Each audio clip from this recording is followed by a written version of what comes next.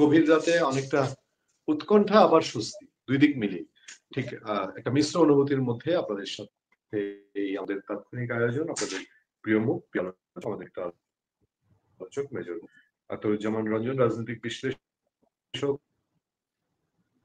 আন্তর্জাতিক সম্পর্ক বিশ্লেষক এবং আক্তার ভাই আপনাকে সালাম এবং শুভেচ্ছা জানিয়ে শুরু করছি। বেগম খালেদা জিয়া রাজনীতি এবং মানবিকতা দুই দিক থেকেই বেগম খালেদা জিয়া সারা দেশের আলোচিত ইস্যু এবং ব্যক্তিত্ব, সাথে সাথে তার ছেলে তারেক রহমান, দুজনেরকে নিয়ে চারদিকে একটা আলাপ আলোচনা এবং এর সাথে রাজনীতি আবর্তিত হচ্ছে, তাদেরকে নিয়ে রাজনীতি হচ্ছে, আবার রাজনীতির ভবিষ্যতেও অনেক কিছু তাদের উপরে প্রতিপ্রকৃতি নির্ভর করতে পারে। সেই সময় আমরা খবর পেলাম বেগম খালেদা জিয়ার নিরাপত্তার জন্য এই নিয়োগের সিদ্ধান্ত নিয়েছে সরকার, প্রজ্ঞাপন জারি করেছে। এই শেষ মুহূর্তে এসএসএফ নিয়োগ, বেগম জিয়া এর মধ্যে চলাচল করেছেন, বিভিন্ন জায়গায় গিয়েছেন, হসপিটালে গিয়েছেন, যাওয়া আসা করেছেন সাধারণ গাড়িতে। তার বুলেট প্রুফ গাড়ির কথা বলা হচ্ছে, সে আসেনি। উনি হসপিটালে জীবন মৃত্যুর সন্ধিক্ষণে তিনি ফাইট করছেন, তার ভেন্টিলেশন আছে আমরা জানি।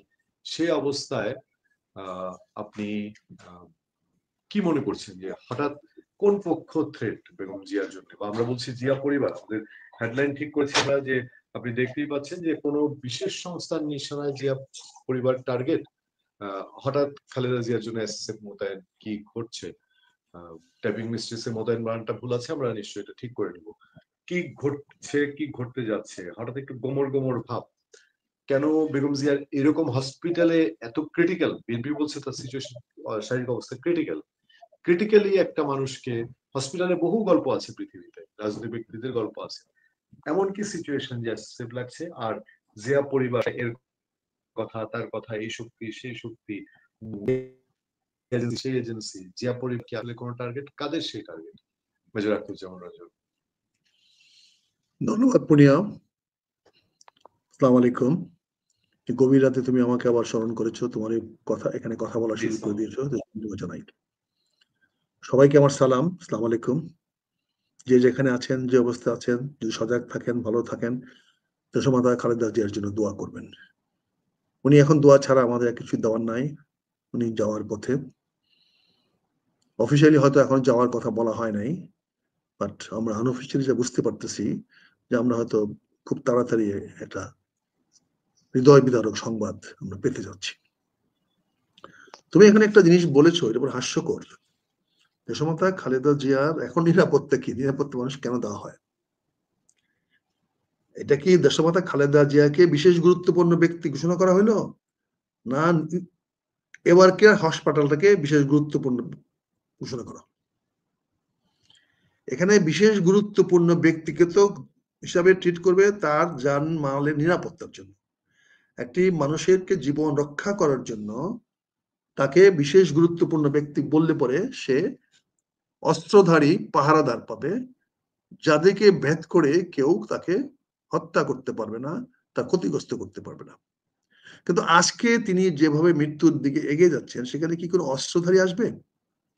এখানে যে আজরায়েল, হযরত আজরায়েল আসবে, তাকে ঠেকানোর মতো কি এই আমার এসএসএফ হবে? তাহলে এসএসএফ এর জন্য এই রাতের বেলা হাতে লেখে অর্ডার, এবং সেখানে যদি আপনি দেখেন যেগুলা বাজারে প্রচার করা হচ্ছে, আদেশ ক্রমে দিস এন্ড দ্যাট, বাংলাদেশের চিঠির যে ল্যাঙ্গুয়েজ বা যে ফন্টটা বাংলাদেশ সরকার ব্যবহার করে, সেই ফন্টটার সঙ্গে এটা মিল নাই। রাষ্ট্রীয় আদেশ বা প্রধানমন্ত্রী সচিবালয়ে যে ফন্টটা অফিসিয়ালি ইউজ করে তারা, সেই ফন্টটারও এখানে নাই। অথচ কি লেখা হয়েছে, আমি একটু পড়ে শোনাই।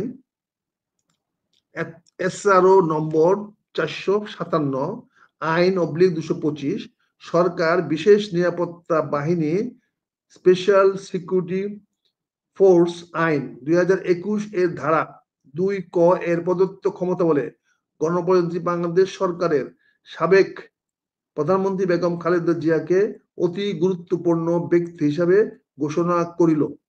কে করলেন? প্রধান উপদেষ্টা কার্যালয়ে কি সে ক্ষমতা আছে? এটা তো সশস্ত্র বাহিনী বিভাগ করবে, তাদের অধীনে এসএসএফ। যাই হোক, আমি সেই বিতর্কে যাব না। এখন প্রশ্ন হচ্ছে যে অতি গুরুত্বপূর্ণ ব্যক্তি হিসাবে ওনাকে ঘোষণা করলেন, তাতে ওনার জীবন রক্ষার কি হবে? এতে কি উনার জীবন রক্ষা পাবে? এতে কি উনি বিশেষ চিকিৎসার সুবিধা পাবেন? এই বিশেষ চিকিৎসার যদি সুবিধা উনি পানও এখন, এই মুহূর্তে তাকে বিশেষ সেই সুযোগ দেওয়া হয়, তাহলে সেই সুযোগটা কি উনি গ্রহণ করতে পারবেন? তিনি এখন যে কেবিনে আছেন, যিনি যে সিসিউতে আছেন, তার চেয়ে আরো ভালো উন্নত কোনো সিসিউ আছে, যেখানে রাষ্ট্রীয় প্রোটোকল ছিল না বলে এতদিন তিনি সেখানে যেতে পারতেন না? তো এই বিষয়গুলো তো স্বাভাবিকভাবে মানুষের মনে প্রশ্ন জাগাচ্ছে যে এইভাবে একের পর এক নিজেকে নির্দোষ করার চেষ্টা করছেন কেন আপনারা? সরকার কেন নির্দোষ প্রমাণ হওয়ার চেষ্টা করছেন?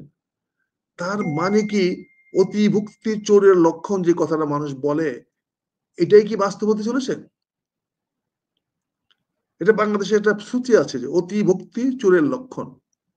তা আপনাকে এতগুলো কাজ একটা পর একটা কেন করতে হবে, যে কাজগুলো দিয়ে আপনার দেশমাতা খালেদা জিয়ার স্বাস্থ্য, নিরাপত্তা এবং বেঁচে থাকার কোনোটাই আপনি নিশ্চিত করতে পারতেছেন না, বরঞ্চ প্রতিটি কাজেই ওনার অবস্থা দিন দিন ডিটেরিয়রেট হচ্ছে।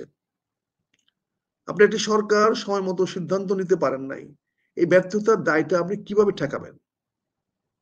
শেষ পর্যন্ত নাটক সাজালেন, তারেক রহমান সাহেবকেও বুঝায় সুঝায় ওনাকে দিয়ে একটা ফেসবুক ভেরিফাইড ফেসবুক একটা মেসেজ দিলেন, প্রধান উপদেষ্টা সাহেবকে ধন্যবাদ দেওয়ালেন, উনিও ধন্যবাদ পেয়ে আবেগ আপ্লুত হলেন, তারেক রহমান সাহেব জনগণকেও ধন্যবাদ দিলেন দশমাতা খালেদা জিয়াকে বা ওনার আম্মাকে দোয়া করার জন্য। আর পরিশেষে একটা বোমা ফাটানোর কথা বললেন যে উনি বাংলাদেশে আসার ব্যাপারে একক সিদ্ধান্ত নেওয়ার ক্ষমতা রাখেন না। এটা হয়তো হইতে পারতো মাতৃ আদেশ অমান্য, হয়তো মাতা হয়তো বলে দিচ্ছে না তুমি আসবে না আমার কাছে, ফলে এখন মা যতক্ষণ পর্যন্ত সে ক্ষমা না করবে ততক্ষণ তো আসা যাবে না। কিন্তু আমরা তো জানি এরকম কোনো ঘটনা নাই। পৃথিবীতে বাংলাদেশে জনগণের, আমি বলবো জনগণের পরে যাকে ভালোবাসে সে হলো তারেক রহমান। তার চেয়ে বেশি দেশমাতা খালেদা জিয়া জনগণকে ভালোবেসেছেন। যদি জনগণকে ভালো না বাসতেন তাহলে লন্ডনে গিয়ে ওনাকে ফিরে আসতে হতো না। যদি উনি জনগণকে বেশি ভালো না বাসতেন তাহলে তার ছেলেকে তৎকালীন 111-এর মঈন মোহাম্মদের সরকার অত্যাচার করতে পারত না। উনি শুধু জনগণের সুখের জন্য, শান্তির জন্য, কল্যাণের জন্য সবকিছু মেনে নিয়েছেন। ওনার জলজন্ত পুত্রটি মারা গেছে, তাকে এনে ডেড বডি এনে সরকার দিয়েছে, উনি কোনো কিছু বলেন নাই। সন্তানদের চেয়ে ওনার কাছে দেশ অনেক বড় ছিল, জনগণ অনেক বড় ছিল। কাজেই দেশমাতা খালেদা জিয়া তার সন্তান প্রতি তার যে কি ভালোবাসা সেটা দেশবাসী জানে। কাজে আজকে তারেক রহমান ছুটে আসাই ছিল স্বাভাবিক, ছুটে আসতে পারত। যেমন আমি একটু আগে আরেকটা মিডিয়াতে বলেছি, আমি যে সুদা কথা বলি, সরকার যেহেতু এত আদেশ দিয়ে দিয়েছে, ওনাকে যদি এসএসএফ দেওয়ার মতো বিশেষ অতি গুরুত্বপূর্ণ ব্যক্তি যখন ঘোষণা করে ফেলেছেন, তাহলে আপনি কেন একটা বিমান, আমাদের বিমান উপদেষ্টা এবং যিনি আমার সরকারি কর্মচারীও, বিমানের এমডিও, এটা কন্ট্রাডিক্ট করে কিনা জানি না, এটা হয়তো এই সরকারে কোনো কিছু কন্ট্রাডিক্ট করে না, সরকার যা খুশি তাই চালাতে পারে, স্বৈরাচার কত প্রকার কি কি তার সকল উদাহরণ রেখে যাচ্ছেন। তিনি কেন একটা বিমান নিয়ে, বাংলাদেশের আমাদের অনেকগুলো বোয়িং আছে, একটা বোয়িং চার্টার করতে পারেন? বিমান মন্ত্রী সাহেবের তো অজস্র টাকা আছে, বিশাল টাকা আছে, টাকার ভান্ডার আছে ওনার, ওনার তো কোনো বৃত্তের অভাব নাই। উনি একটা বিমান চার্টার করে চলে যেতে পারতেন, কি সকালের মধ্যে তারেক রহমান সাহেবকে নিয়ে চলে আসতে পারতেন, 7.5 ঘন্টা যাইতে, 7.5 ঘন্টা আসতে, 1-1.5 ঘন্টা রিফুয়েলিং, সব মিলে হয়তো আমার একটা Boeing Dhaka to London direct flight করতে পারে। আর এখানে যেহেতু আপনি প্যাসেঞ্জার নেবেন না, ফলে আপনি অতিরিক্ত ফুয়েল নিতে পারবেন। তো কাজে আপনার একবার গিয়ে উড়ে আসাটা কোনো অসম্ভব ছিল না। এবং পৃথিবীর কোনো রাষ্ট্র বাংলাদেশকে তার নো ফ্লাই জোন ঘোষণা করে নাই। যতক্ষণ পর্যন্ত international civil aviation no fly zone ঘোষণা করবে বা কোনো প্লেনকে ওখানে চলাচল করতে নিষেধ না করবে, ততক্ষণ পর্যন্ত সেখানে কোনো বিমান যেতে পারবে না। লন্ডন হিথ্রো বিমান থেকে ঢাকা জিয়া আন্তর্জাতিক বিমান পর্যন্ত, হযরত বা শাহজালাল বিমান বন্দর পর্যন্ত, যে বলেন, আপনারা হয়তো কেউ শাহজালাল বলেছেন, কেউ আমরা আগে জিয়া বলেছিলাম, আমরা এখনো বিশ্বাস করি যেভাবেই আপনারা যে নামে দেন এটা আন্তর্জাতিক বিমানবন্দর, সেই বিমানবন্দরে আমরা ওনাকে সরাসরি নিয়ে আসতে পারতাম। কাজেই এটা কোনো বিশেষ ব্যবস্থা না, আপনি যদি এতই তড়িৎ ব্যবস্থা করতে পারেন, এখানে ওনাকে বিশেষ অতি গুরুত্বপূর্ণ ব্যক্তি ঘোষণা করতে পারেন, তাহলে এই কাজটা করলে ক্ষতি কোথায় হতো? তারা একটা মানুষ নিয়ে আসতেন, নিয়ে আসে আপনি তাকেও এসএসএফ এর তার মার কাছে ঢুকে যাওয়া মানে তো সেও তো ওই করিডোরে ঢুকে গেল, ওই সিকিউরিটির মধ্যে ঢুকে গেল, সে নিরাপত্তার মধ্যে ঢুকে গেল। আপনি সেখানে তো সেটা করতে পারতেন। সাধারণ নিরাপত্তা যথেষ্ট। তারেক রহমানের জন্য তো এত অতি গুরুত্বপূর্ণ নিরাপত্তা দরকার নাই। সাধারণ নিরাপত্তা যথেষ্ট। আপনার পুলিশ, ঢাকা মেট্রোপলিটন পুলিশই সেটা করতে পারবে। তারাও যথেষ্ট নিরাপত্তা দিয়ে বিমানবন্দর থেকে ওনাকে গুলশানে বা বারিধারার হাসপাতালে নিয়ে আসতে পারবে। আমার সে আস্থা, সে বিশ্বাস ঢাকা মেট্রোপলিটন পুলিশ এবং ঢাকা বাংলাদেশ পুলিশের উপর আছে। তাদের এখনো চৌকস লোক আছে যারা অবশ্যই প্রফেশনালি সেই দায়িত্বটা পালন করতে পারবে। কাজে এখানে কোনো সমস্যা নেই, সমস্যা হলো অর্ডারের, সমস্যা হলো নির্দেশের। তাদেরকে তো নির্দেশ দিতে হবে, তাদের নির্দেশ দিলে তারা সেই দায়িত্বটা তারা পালন করতে যথেষ্ট সক্ষম। কিন্তু আজকে আনফরচুনেটলি আমরা সেই নির্দেশটা পাচ্ছি না। এখানে যেমন ছোট্ট একটা চিঠির কপি আমরা পেলাম তোমার মাধ্যমে, সেই কপিটা সত্য না মিথ্যা আমি জানি না, আমার কাছে এখন এটাকে বিশ্বাসযোগ্য মনে হচ্ছে না। তারপরেও যদি বিশ্বাসযোগ্য হয়, সরকার যদি সেটা করে, তাহলে হয়তো সম্ভব হতে পারে। আমি অনুরোধ করব সরকারকে এই নাটক আর না বাড়িয়ে দেশমাতা খালেদা জিয়াকে আমরা আর ফিরে পাবো না। এটা ঘোষণা হয়তো আপনি করবেন একদিন আগে পরে, কিন্তু আমাদের চরম ভাগ্য, চরম দুর্ভাগ্য, আমাদের চরম পরিণতি, আমরা দেশমাতা খালেদা জিয়াকে আমাদের মাঝে আর ফিরে পাচ্ছি না। তিনি উনার পথে রওনা হয়ে গেছেন, এখন আমরা জোর করে কিছুক্ষণের জন্য আটকে রাখছি। এখানে ওনার যে ক্ষণটা আসার কথা, সেই মহাযুদ্ধ ক্ষণটা যখন আসবে, তখনই ওনার বাতি নিভে যাবে, ওনার হৃদকম্পন বন্ধ হয়ে যাবে, শ্বাস প্রশ্বাস বন্ধ হয়ে যাবে। আর কোনো কিছু ভেন্টিলেটর বলেন, আর্টিফিশিয়াল বলেন, লাইফ সাপোর্ট বলেন, কোনো কিছু দিয়ে আপনি তাকে আর এর বাইরে নিতে পারবেন না। কিন্তু আজকে ঘোষণা দেওয়ার মাধ্যমে যে জিনিসটা প্রমাণ করলেন কতটুকু হীন, কতটুকু নিচু আপনাদের মান। ভারতীয় একটি হাসপাতালকে রক্ষা করার জন্য, তাদের মাল সম্পদ রক্ষা করার জন্য আপনারা উস্কে দেওয়ার চেষ্টা করতেছেন, যাতে মানুষ গিয়ে ওদের হামলা করে। এদেশের মানুষের তো এবার কেয়ারের উপরে কোনো আক্রোশ নাই। এই একমাত্র এবার কেয়ার হাসপাতালে দেশমাতা খালেদা জিয়াকে গত 15 বছর ধরে চিকিৎসা দিয়ে আসতেছে। এখানে জনগণের তো ন্যূনতম কমপ্লেন নাই, তারা একটা গাছের ফুলের পাতাও এখন পর্যন্ত ছিঁড়ে নাই। কিন্তু আপনি সেইখানে এসএসএফ দিয়ে আপনি কি বলতে চাচ্ছেন? আমি তো দেখেছি, আজকেও আমি দেখে আসছি রাত সন্ধ্যার সময়, কেউ কোনো প্রতিবাদ করে না, মানুষ যাচ্ছে ঘুরে চলে আসছে। যেখানে বলছে এর উপরে যাওয়া যাবে না, যাচ্ছে না। হ্যাঁ, একটা মানুষের সঙ্গে হয়তো একটু ঝামেলা বেড়েছে, এবং এটা আমি এবার গ্রিন হাসপাতালের সবাইকে ধন্যবাদ জানাই। তারা অত্যন্ত উদার মনে সেটা নিয়েছে এবং সহযোগিতার মনে সেটা নিয়েছে। আমি তাদের কাছে কৃতজ্ঞ। আমি তাদের ডাক্তারদের সঙ্গে কথা বলে দেখেছি, তারা অত্যন্ত নিষ্ঠাবান, কাজ করার জন্য তারা উদ্গ্রীব হয়ে আছে, কিন্তু তাদের হাতে কিছু করার নেই, সময় চলে গেছে।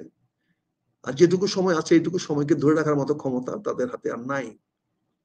এই সময় হারানোর পথে। কাজে সেখানে হঠাৎ করে এই এসএসএফ নিয়োজিত করে একটা শো করার কি কারণ থাকতে পারে? আপনি কি বুঝাতে চাচ্ছেন যে দেশমাতা খালেদা জিয়ার মানে শব্দের উচ্চারণ করতে আমার কষ্ট হয়?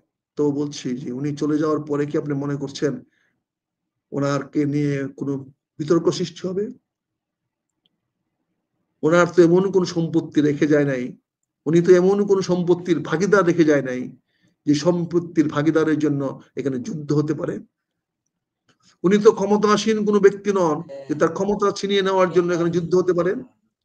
তিনি তো দলের পদ আগেই ছেড়ে দিয়ে গেছেন, সেটাও তো সিদ্ধান্ত হয়ে গেছে যে দলের নেতৃত্ব নিয়েও তো এখানে কোন দলের ন্যূনতম সুযোগ নাই। তারেক রহমান সাহেব দেশে না আসলে কি হবে সেটাও পরিষ্কার। গত 15 বছর তারেক রহমান সাহেব দেশে না এসেও এই দলটাকে চালিয়েছে। এখানেও কোনো সংঘাত নাই, এখানেও কোনো দ্বিধা নাই।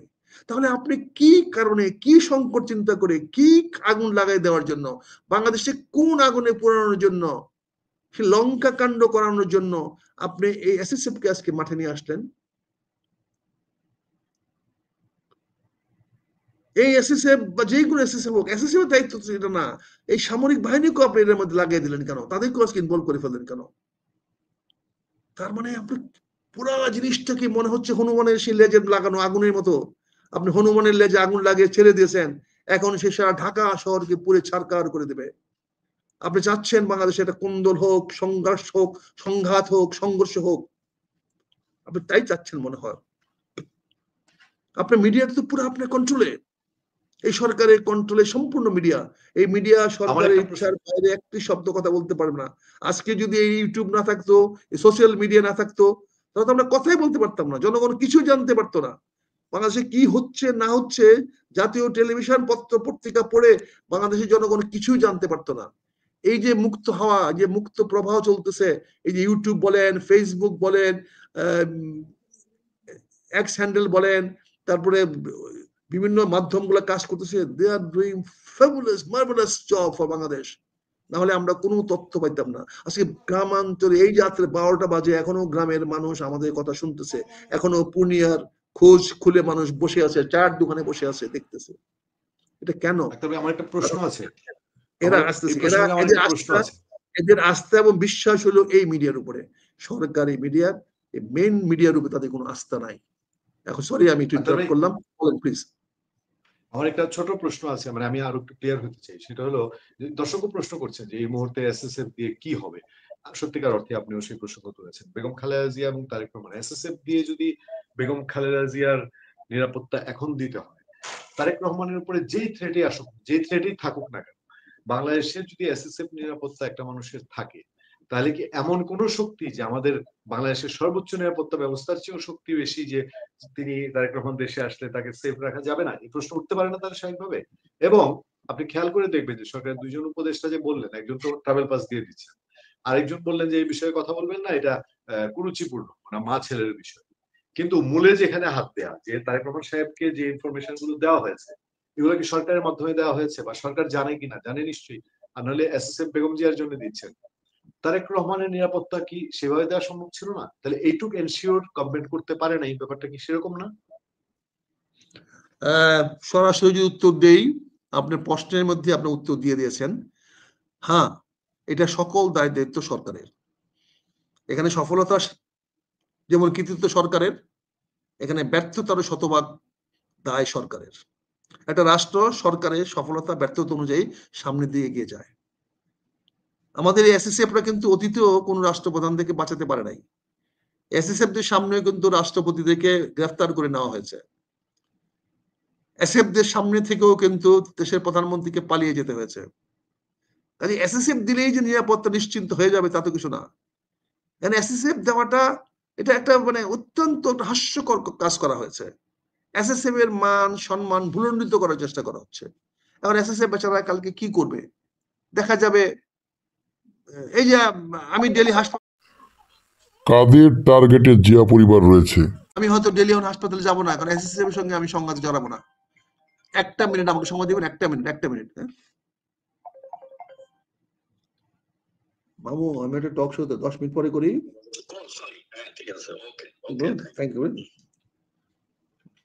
এখন আমি তো যাব না, আমি ঘরে বসে কান্না কাটবো, কারণ আমি জানি আমি ওখানে গেলে আমি বিদ্রোহ করবই।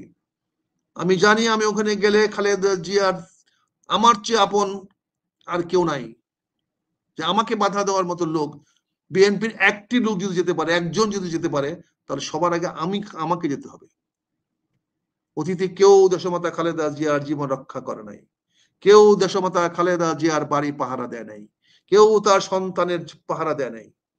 আমি আজ থেকে 50 বছর আগে, 46 বছর আগে আমি তারেক এবং কোকর 5 দিন কক্সবাজারে তাদের চিফ সিকিউরিটি অফিসার ছিলাম, তাদের নিরাপত্তা দিয়েছি।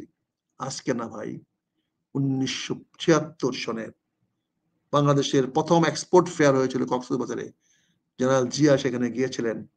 জেনারেল জিয়া ছিলেন 1 রাত, ম্যাডাম সহ 1 রাত ছিলেন, আর ওনার সন্তানরা ছিল 3 রাত। ওনাদের ঘুরাইতে হইতো। আমার এমপির বড় বড় মোটরসাইকেল ছিল, কোকোকে সেই মোটরসাইকেল দিতেই হবে চালানোর জন্য। তখন ৭৬ সনে মোটরসাইকেল বলতে বিশাল লাক্সারি, মোটরসাইকেল চালানোটা একটা হিরোইজম। আমি সেই ৭৬ সনে তারেক রহমান, কোকো, তখন আমরা তারেক রহমান বলতাম না, কোকো বলতাম না, আমরা সাহেবও বলতাম না, আঙ্কেল বলতাম, তার নাম ধরে ডাকতাম না, যেহেতু প্রেসিডেন্টের ছেলে। আর স্যারও করতাম না, যেহেতু এটা টু ব্যাড, আর্মি অফিসারদের কাছে আবার একটু টুনকো ব্যাপার। আমরা আঙ্কেল বলতাম, আজও তারেক রহমান সাহেবকে আঙ্কেলই বলি। যাই হোক, আমরা তাদের নিরাপত্তার দিক দিয়ে আসছি। জিয়াকে যখন হত্যা করতে গিয়েছিল যারা, আমরা তো তাদের বিরুদ্ধে জিয়াকে বাঁচিয়ে নিয়ে আসছি। আর দুর্ভাগ্য হলো যারা হত্যা করতে গিয়েছিল তারাই আজকে স্ট্যান্ডিং কমিটির সদস্য আছে। কাজে আমরা তো এগুলো বলতে চাই না। কাজে দেশমাতা খালেদা জিয়ার কাছে যাওয়ার অধিকার আমার চেয়ে কারো বেশি আছে, আমি এটা মানি না। ইভেন কি এই বিএনপি পার্টিটাকে যখন সাইফুর রহমান, মান্নান ভুঁইয়া, মেজর হাফিজরা বিলুপ্ত করে দিয়েছিল, দিয়ে নতুন দল করেছিল, সেদিনও কিন্তু এই মেজর আক্তার সে দলটাকে গিয়ে বাঁচিয়েছিল। যেদিন মেজর হাফিজ পার্টি অফিস দখল করতে গিয়েছিল, রিজভি তো বেঁচে আছে এখনো, দেখেন কিভাবে গিয়ে রুখছিলাম, কিভাবে আটকেছিলাম, কিভাবে পুলিশের সঙ্গে 5.5 ঘন্টা সংগ্রাম করেছিলাম। তখন যৌবন ছিল ভাই, তখন যৌবন ছিল, বয়স 50-এ নিচে ছিল, 50 না, হ্যাঁ 50-এ নিচে ছিল। আজকে তো আর সম্ভব না। তাই কালকে হয়তো অনেক লোক ভয়ে যাবে না ওনাকে দেখতে। একটা ভীতিকর পরিবেশ সৃষ্টি করে দেওয়া হলো দেশমাতা খালেদা জিয়ার নামে। ওই দুইটা জিনিস করতে চেষ্টা করছে। কারণ কোনো একটি শক্তি ভারতীয় ব্যবসায়ী প্রতিষ্ঠান হিসাবে এবার গ্রেডের উপরে কোনো প্রকার আঘাত করতে পারে। এই আঘাতটা অন্যদিকে মন নিবে। কোনো মৌলবাদী শক্তি বা ভারত বিরোধী শক্তি বা ভারত বিরোধী শক্তি এখানে একটা হঠকারী সিদ্ধান্ত নিতে পারে বা কোনো কার্যকলাপ করতে পারে। সেটা অস্বাভাবিক কিছু না, থাকতে পারে।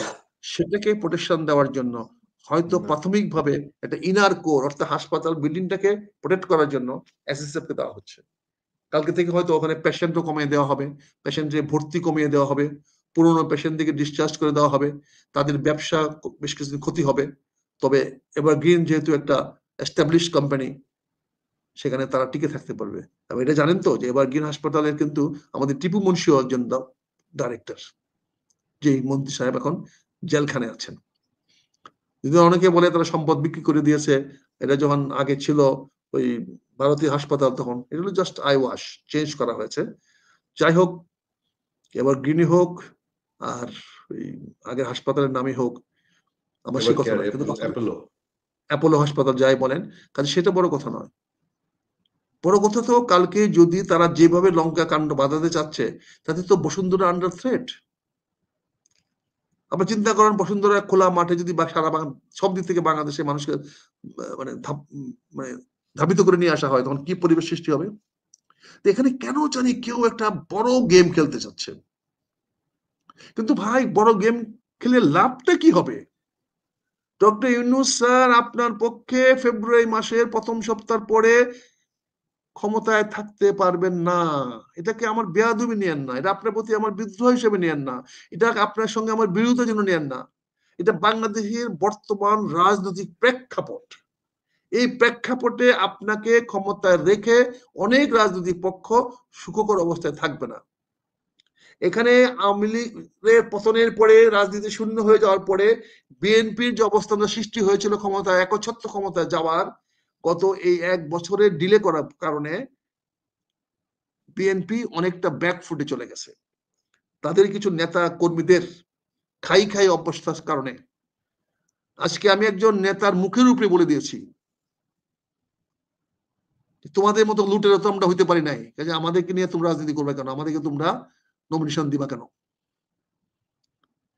দেশমাতা খালেদা জিয়া হাসপাতালে, আর তুমি তোমার হোটেলে বসে ব্যবসা করতেছো, আর তোমরা স্থায়ী কমিটির সদস্য। আজকে বিকাল বেলায় একজনের সঙ্গে এরকম সুন্দর বলে দিয়েছি, তোমরাই বিএনপির শরীর, লাইসেন্স তোমরাই নিবা। এই হোটেলের লাইসেন্স আওয়ামী লীগ আমলেও তোমরা নিয়েছো, একটা প্লটের জায়গায় 2টা প্লটে নিয়েছো, এখনো তোমরা হোটেলে আছো, তোমাদের কোনো ক্ষতি হয় নাই। তোমাদের হোটেলে আমাদের ক্লায়েন্ট রাখতে হয়, বিদেশিরা আসলে বলে যে হ্যাঁ এই হোটেলে থাকবো, রাখতে হয়। হোটেলে ক্লায়েন্ট রাখছি, তোমার এই হোটেলে ধন্যবাদ দেওয়ার কথা, সেখানে বলে ব্যবসা তাহলে খুব ভালো চলতেছে। অর্থাৎ চাইনিজ ক্লায়েন্ট আসছে আমার, তার হোটেলে আছে 25,000 30,000 টাকা ভাড়া, বুঝতে পারছো না? তো কাজে নিশ্চয়ই ব্যবসা ভালো না হলে, তো চোরের মনে হতো চোর চোর, তো মনে করে আমি চুরি করি, তাহলে বাকি চুর করে, তাই বলে ব্যবসা ভালো হবে কেমন? তোমরা যে লুটটা খাইতেছো, তুমি লুটো না কেন? আমি লুটি না, যে তুমি তো আমার চেয়ে বড় লুটেরা হয়ে গেছো। আগে তো আমার চেয়ে বড় লুটেরা ছিল না, এখন তো তুমি আমার চেয়ে বড় লুটেরা হয়ে গেছো। আমরা লুটবো কেন? তোমরা সব লুটে পুটে খাইয়া ফেলাইছো। তো এই কথাটা কিন্তু আগামী নির্বাচনে আসবে, আমি হয়তো বলে ফেলেছি, কিন্তু চট্টগ্রামের মানুষ কিন্তু কথাটা বলবে। এই কাজে এই যত ইলেকশন দেরি হয়েছে ততই বিএনপির ক্ষতি হয়েছে। এই ইলেকশনের নমিনেশন দিতে গিয়ে যা করেছে, এই যে আমার এলাকায় জাহিদ, বাংলাদেশের সবচেয়ে বড় উপদেষ্টা, স্বাস্থ্য উপদেষ্টা জাহিদ, আওয়ামী লীগের সঙ্গে একচাটিয়া ব্যবসা করছে গত 15 বছর, এখনো করছে। তিনি একটি ফার্মাসিউটিক্যালসের মালিক, সেটা আমার পাকুন্দিয়াতে। সেটার মালিক জাহিদ এবং আরেকজন বাংলাদেশ ব্যাংকের একজন এক্স ইডি, তারা এটার পরিচালক, সে ছিল। তো বলেন জাহেদ মিয়া, বুঝতে পারছেন? এগুলো আমরা তো বলতে চাচ্ছি না, কিন্তু এরা তো ষড়যন্ত্রের শিকার করছে আমাদেরকে। এরা সরকারে অঙ্গুল হিলনে চলে। আমরা জানি তো জাহেদ কার লোক, কার অঙ্গুল হিলনে চলে, জাহেদকে কারা অতীতে ফাইন্যান্স করছে, এখনো ফাইন্যান্স করে। বলেন, 15টা বছর যে বেগম খালেদা জিয়ার ঘরে পড়ে থাকলো, সারাটা দিন চিকিৎসা করলো, সে আয় করলো কোথেকে? তার রোজগার চললো করে, সংসার চললো কি করে? কেউ কি প্রশ্ন করেছেন? সে বিএনপির স্থায়ী কমিটির সদস্য হয়ে গেছে, ম্যাডাম তার পদোন্নতি হয়ে গেছে, সে এখন স্বাস্থ্য বুলেটিন দিবে। এখন পর্যন্ত সে একটা সত্যিকার সঠিক স্বাস্থ্য বুলেটিন দিতে পারে নাই। প্রথম বলছে পর্যবেক্ষণ রাখা হয়েছে। কাজে সরকার এই সমস্ত দালালদেরকে ব্যবহার করে বিএনপিকে একটা ঝুঁকির মধ্যে ফেলে দিচ্ছে। বিএনপির পরিবার তো এখন টার্গেট হওয়ার কিছু নাই। বিএনপির পরিবার তো বাংলাদেশের টার্গেট সেই 75 সালের 7 নভেম্বরের পর থেকেই। বিএনপির পরিবার একটি কায়েমি শক্তির টার্গেট সেই 1975 সনের 7 নভেম্বরের পর থেকেই। তারপরে থেকে বিএনপি সেই প্রতিকূল বাতাস ডিঙ্গিয়ে, ঢেউ ডিঙ্গিয়ে, স্রোত ডিঙ্গিয়ে আজকে এখানে এসছে। আজকে আমার শেষ শ্রদ্ধায় শুরু হবে নতুন করে তারেক রহমান সাহেবের মাধ্যমে। আমরা অধীর আগ্রহ অপেক্ষা করছি, তারেক রহমান সাহেব দেশে আসবে, উনি দেশের কান্ডারি হবে, দেশের দায়িত্ব বুঝে নেবে এবং দেশকে সামনের দিকে এগিয়ে যাবে। এখন এই ডিলে হয়ে যাওয়ার কারণে আজকের এই পরিবেশ সৃষ্টি করা হয়েছে এমন ভাবে যে এটা যেন তারেক রহমানের ফেভারে না যায়।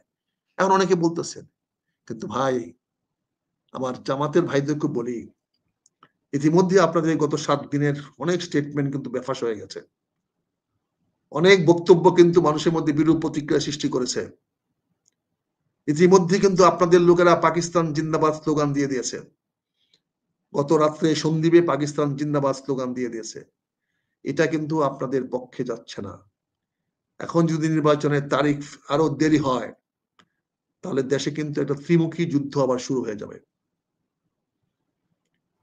এতদিন দেশমাতা খালেদা জিয়া বিএনপিকে ঠান্ডা করে রেখেছিল, তোরা আন্দোলনে যাস না, তোরা মাঠে যাস না, অপেক্ষা কর, আমার জেল হোক, ফাঁসি হোক, বুঝায় রাখছে, প্রবোধ দিয়ে রাখছে। আগামীতে কে প্রবোধ দিবে? তারেক রহমান যদি না আসে, তাহলে তো আমাদের প্রতিদিন স্ট্যান্ডিং কমিটি তাদেরকে প্রমাণ করতে হবে, যুদ্ধের মাঠে মোড়ে প্রমাণ করতে হবে যে তারা যুদ্ধে আছে। আর তৃতীয় পক্ষকে আমি নামটা নাইবা বললাম এই মুহূর্তে, আর বললেই বাকি। আওয়ামী লীগ কি বসে থাকবে? আঙ্গুল চুষবে? হ্যাঁ, কি নিপুল চুষবে বসে বসে? শেখ হাসিনা কি সেরকম পলিটিশিয়ান? এই সুযোগটা সে নিবে না। সে হায়নার মতো, হাঙ্গর মতো এসে ঝাঁপায়া পড়বে, রয়্যাল বেঙ্গল টাইগারের মতো সে ঝাঁপায়া পড়বে বাংলাদেশের। মনে রাখেন না যে আপনার বক্তব্য থেকে পাকিস্তান জিন্দাবাদ বললে, যে পাকিস্তান জিন্দাবাদকে আজকে আফগানিস্তানরা ঠান্ডা করে দিতেছে। আজকে আফগানিস্তানের দাবি পেশোয়ার, তারা পেশোয়ার ফেরত চায়, তারা West east Northern West Province ফেরত চায়। আজকে সেই যুদ্ধ করতে হবে। আজকে আফগানিস্তানের মুসলমানদের সঙ্গে বন্ধুত্ব, সখ্যতা ভারতের সঙ্গে, আফগানিস্তানের সখ্যতা আজকে চায়নার সঙ্গে।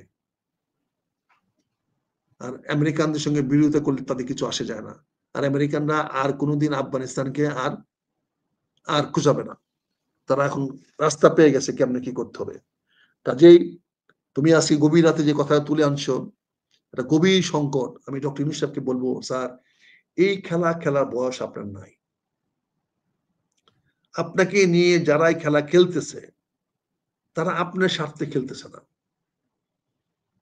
তারা আপনাকে বলির পাঠা বানাচ্ছে। আপনি যেটা honest, sincere, dedicated, devoted image তৈরি করেছিলেন, আপনি যে সময় মতো ইলেকশন দেওয়ার যে একটা পরিবেশ সৃষ্টি করেছিলেন, দেশে বিদেশে যে একটা ইমেজ তৈরি করেছিলেন, আপনার ইমেজটাকে কিন্তু আজকে টার্নিশ করে দেওয়া হচ্ছে, লন্ডভন্ড করে দেওয়া হচ্ছে। ক্ষমতা লোভী কারা? আপনি আসিফ নজরুল তো ক্ষমতা লোভী আজকের থেকে নয়, আপনি দেখছেন সে অর্গানাইজ করেছে, সে অর্গানাইজ করে সে নিজে প্রধান উপদেষ্টা হতে চেয়েছিল, আপনাকে তো প্রধান উপদেষ্টা বানাতে চায় নাই।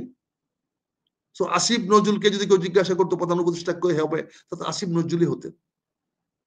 তো সেই আসিফ নজরুল কি যদি সংযোজন করে বাইরে থেকে, বিরোধী দলের থেকে, বিশ্ববিদ্যালয়ের শিক্ষক হিসাবে শেখ হাসিনার মতো সরকারকে ঘোলা পানি খাওয়াইয়া ছুঁড়ে ফেলে দিতে পারছে, তাহলে তার সামনে তো আপনি নস্যি স্যার। তার খেলার আঙ্গুলের মার পেশ, তার একটা টুকরি শব্দ তো আপনি বুঝবেন না, সে কি করে ফেলবে। সে খেলতেছে একদিক দিয়ে, এক হাতে জামাত আরেক হাতে বিএনপি, তালে তাল খেলতেছে।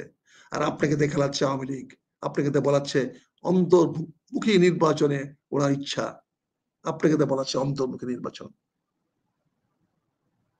এখানে আইন মন্ত্রণালয় বলছে আইনের কোনো বাধা নাই, কিন্তু সে একবারও বলছে না তার কোনো মামলা এখানে পেন্ডিং নাই।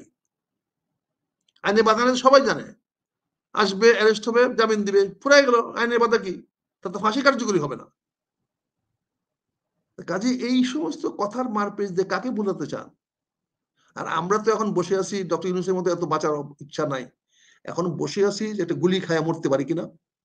তাহলে ছেলে মেয়েরা বলতে পারবে যে আমার বাবা দেশের জন্য ৭১ শহীদ হতে পারে নাই, কিন্তু ২০২৫ সনে মুক্তিযুদ্ধ করে শহীদ হয়েছে। ডিসেম্বর মাস শুরু হয়েছে, এখন তো আমাদের বিজয়ের মাস, অনেকের বিজয়ের মাস মুক্তিযোদ্ধাদের। অগাস্ট মাস যেমন পতনের মাস ছিল আওয়ামী লীগের, ডিসেম্বর মাস কিন্তু মুক্তিযুদ্ধদের বিজয়ের মাস। কাজে মুক্তিযোদ্ধারা যদি আমরা ঐক্যবদ্ধ হয়ে যায়, মুক্তিযোদ্ধারা আবার যদি নিজেদের মধ্যে মান অভিমান ভুলে যায়, আবার যদি তারা তার বহিঃশত্রু বন্ধু বান্ধব কারোর কাছ থেকে সাহায্য নেয়, তাহলে কিন্তু দেশের মানচিত্র অন্যরকম হয়ে যাবে।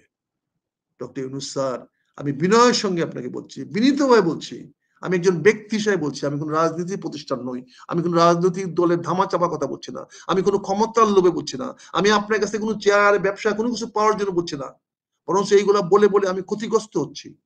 তারপরেও আমি বিনীতভাবে অনুরোধ করবো, আবেদন রাখবো আপনার কাছে, যদি আপনার আমার এই প্রোগ্রাম দেখার সুযোগ হয় বা যদি দেখেন, আমি বিনীত অনুরোধ করব যে এই খেলা ওরা আপনাদের খেলাচ্ছে, এই খেলার কিস্তি মাত হয়ে যাবে। ওই বিড়াল বসিয়ে রেখেছে, বিড়ালের মাথায় আপনি বাতি রেখে, কুপি রেখে আপনি দাবা খেলতেছেন, আর বিড়ালের রশিটা আপনার প্রতিপক্ষের হাতে। আপনি দাবা খেলবেন আর বাতিটা থাকবে বিড়ালের মাথায়, আর বিড়ালের রশিটা থাকবে আপনার প্রতিপক্ষের মাথায়, আর সেই প্রদীপটা নিভে যাবে না কিছুক্ষণের জন্য, আর চাল ঘুরে যাবে না। সেটা যদি এখনো ভাবেন আপনি স্যার, আমি মনে করিয়ে দিতে চাই আপনার ইতিহাসের সেই বিশাল যুদ্ধের কথা, যে যুদ্ধে ভারত বিভক্ত হয়েছে, আমি মনে করে দিতে চাই। কাজে আপনি ভুলে যান না, মহাভারতের সেই গল্পকে আপনি অবজ্ঞা করেন না, সে মহাভারতের যুদ্ধকে আপনি অবজ্ঞা করেন না।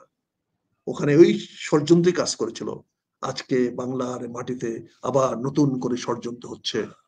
আমরা ষড়যন্ত্রের অবসান চাই। আমরা দেশমাতা খালেদা জিয়াকে ফিরে পাবো না, কিন্তু ওনাকে নিয়ে কোনো অশান্তি হোক, বিশৃঙ্খলা হোক, উচ্ছৃঙ্খলতা হোক, বিএনপির কোনো নেতা কর্মী চায় না, কোনোদিন চায় না। কাজে অযথা এই এসএসএফ লাগিয়ে দিয়ে জিনিসটাকে জটিল করে ফেললেন, এটা করা আপনি উচিত হয় নাই। থ্যাংক ইউ, অনেক অনেক ধন্যবাদ আক্তার ভাই। আপনি যেটা বলছেন যে বেগম খালেদা জিয়াকে নিয়ে আমরা এটা অথেন্টিক্যালি দর্শককে জানাচ্ছি না, কমেন্ট, দর্শকদের কমেন্ট তাদের একান্তই ব্যক্তিগত, কিন্তু আমি কমেন্টটা পড়ছিও না। আপনি যেটা আশঙ্কা করছেন যে কোনো সময় একটা চূড়ান্ত দুঃসংবাদ পাওয়ার অপেক্ষা, একজন দর্শক সেরকমই একটা কমেন্ট করেছেন, আমি জানি না, তারপরও দোয়া থাকবে বেগম জিয়ার জন্য। সারা দেশ, বাংলাদেশে বাঙালি যারা আছেন, বাংলাদেশের মানুষ, দেশ বিদেশে সবাই দোয়া করছেন, তার প্রতি অসংখ্য দোয়া এবং তার প্রতি সহানুভূতি, পাশে থাকার কথা জানিয়ে আমি আজকের অনুষ্ঠান এখানে শেষ করছি। একেবারে আপনাকে সেই সাথে আমি প্রতিনিয়ত আপনার সুস্থতা কামনা করি। আপনি হসপিটালে থেকে কষ্ট করে আমাদেরকে, আমাদের দর্শকদেরকে অনেক শক্তিশালী গুরুত্বপূর্ণ মূল্যায়ন কালকে সম্ভবত চলে যাব বাসায়। কালকে সম্ভবত বাসায় চলে যাব। সুসংবাদ। এবং আপনি নিজে হসপিটালে থেকে বেগম জিয়াকে দেখতে যাচ্ছেন, আবার এসে আপনি পরিস্থিতি জানাচ্ছেন। আমরা একেবারে আমাদের দর্শকদের পক্ষ থেকে অসংখ্য অসংখ্য কৃতজ্ঞতা। ভালো থাকবেন, সুস্থ থাকবেন। আসসালামু আলাইকুম। আসসালামু আলাইকুম।